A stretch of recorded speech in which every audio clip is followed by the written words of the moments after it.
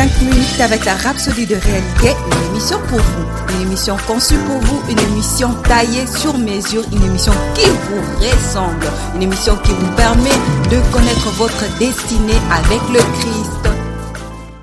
Bonjour et bienvenue dans notre émission 5 minutes d'édification avec la Rhapsodie de réalité.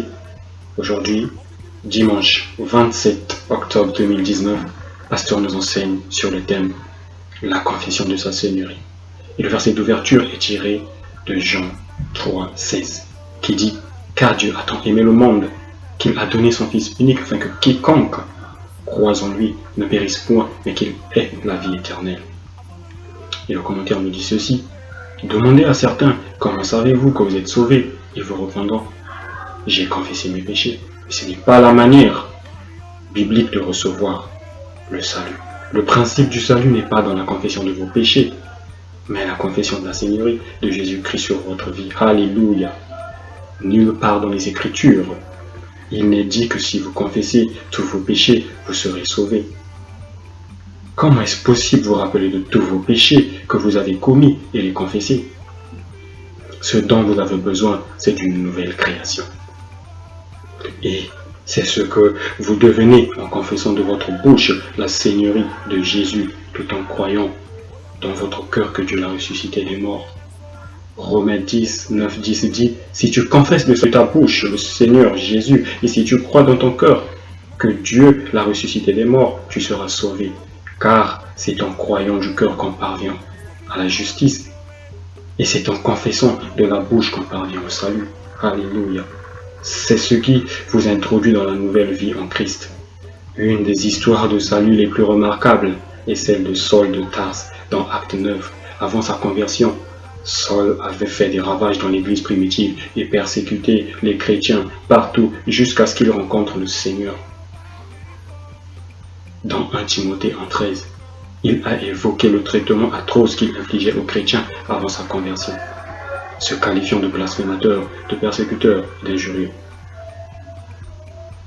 Ce même apôtre, qui devint plus tard Paul, nous a donné le principe du salut dans Romains 10, 9, 10.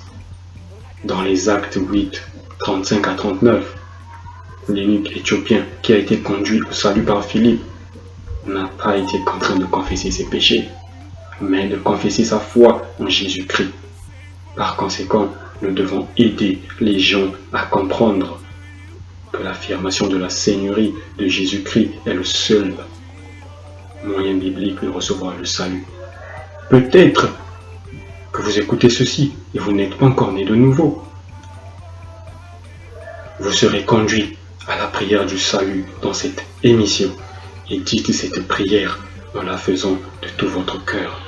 Frères et sœurs, le message d'aujourd'hui parle de tout à propos du salut.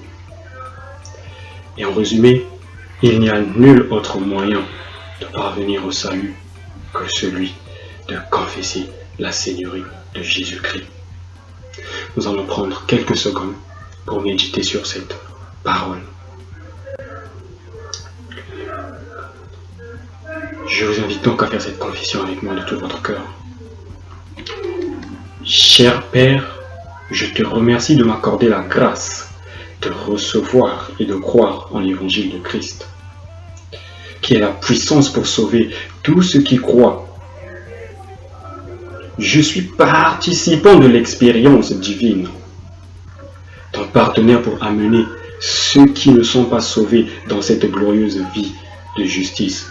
Merci pour cette merveilleuse bénédiction et ce privilège. Au nom de Jésus, Amen.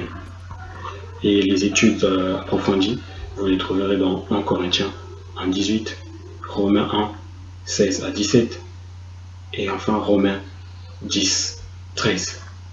Que Dieu vous bénisse. Merci de nous avoir suivis. Nous croyons que vous avez été bénis par ce message. Nous vous invitons à faire de Jésus-Christ le Seigneur de votre vie en disant cette prière. Seigneur Jésus, viens dans mon cœur et deviens le Seigneur de ma vie. Je reçois la vie éternelle dans mon esprit. Et selon Romains 10, 9, si tu confesses de ta bouche le Seigneur Jésus, et si tu crois dans ton cœur que Dieu l'a ressuscité de mort, tu seras sauvé. Je déclare que je suis sauvé, je suis né de nouveau, je suis un enfant de Dieu. Maintenant, j'ai Christ qui demeure en moi.